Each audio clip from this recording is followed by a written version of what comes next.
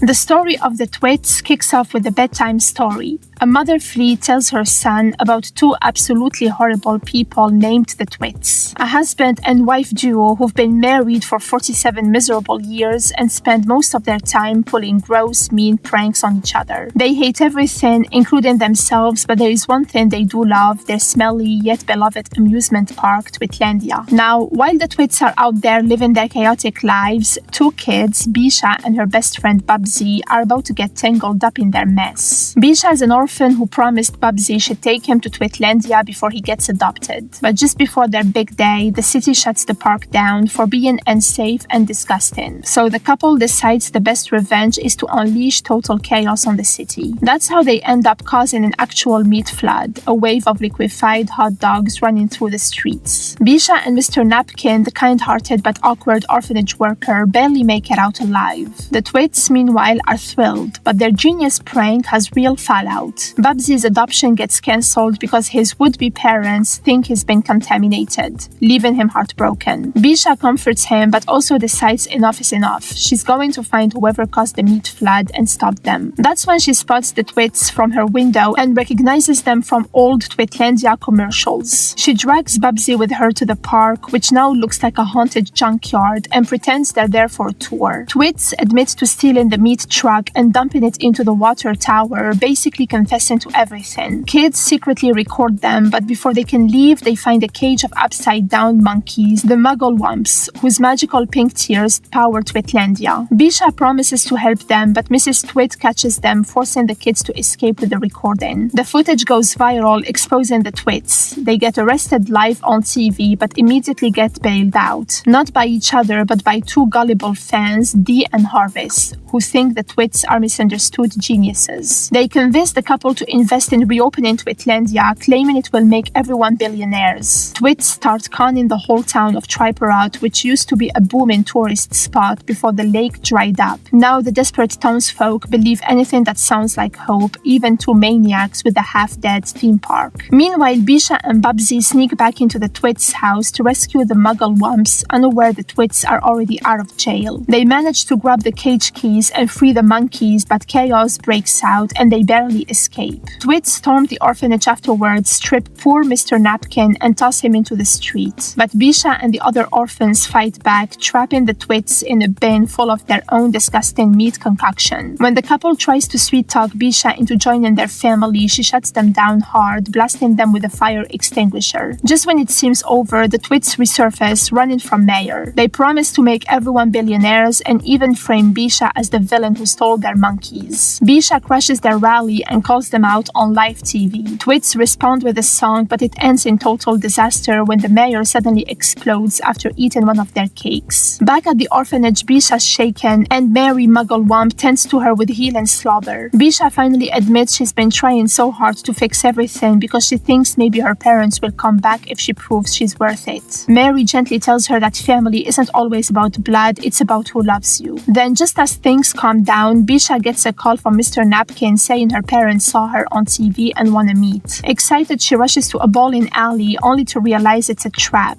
Twits use the voice changer to lure her out. They lock her up, glue the orphanage windows shut, and steal the whole building, dragging it to Twitlandia. Bisha escapes and meets the Toad, who helps her see that family isn't who you're born to, it's the people who show up for you. So she decides it's time to take the Twits down once and for all. At Twitlandia's grand reopening, the Twits force Babsy and the other kids to perform in a cheesy family act. But Bisha crashes the show and drops the magic toad on them, which makes the Twits accidentally lick it, turning them nice for a while. Suddenly they're all sweet and apologetic, hugging Bisha and freeing the Mugglewumps. It's weirdly wholesome, but Bisha knows it won't last, so she rallies the kids to pull one last prank. When the Twits followers realize they've been conned, the couple snaps and tries to blow up the park. In the chaos, Bisha and the orphans turn the tables. They glue everything upside down inside the Twits' house. And when the couple walks in, they get stuck to the ceiling. Bisha tells them it's over, that the world doesn't need their hate anymore, and walks away. But Bisha can't let them die like that. She and Babsy sneak back later to unstick them, saying she doesn't want to fight hate with hate. She forgives them, and of course they immediately go back to being horrible, trying to cook the kids into a pie. Luckily, Bisha and Babsy escape again. In the end, everything flips around. The Mugglewumps become rich, selling their tears as use eco-energy, buy the orphanage, and adopt all the kids. Bisha becomes a local hero, saving Triporod and turning it back into the fun capital of the world. Mr. Napkin even helps bring the orphanage home using those little furry creatures, the Florbnorbles. As for the Twits, they never change. Their pranks finally backfire and they end up floating into the sky, tied to a bunch of balloons all the way to Loompa Land, where the Muggle swamps are waiting. The Mother Flea wraps up her story, saying that lessons don't matter if you don't actually want to change. The Twits just keep bickering as they drift off, getting exactly what they deserve.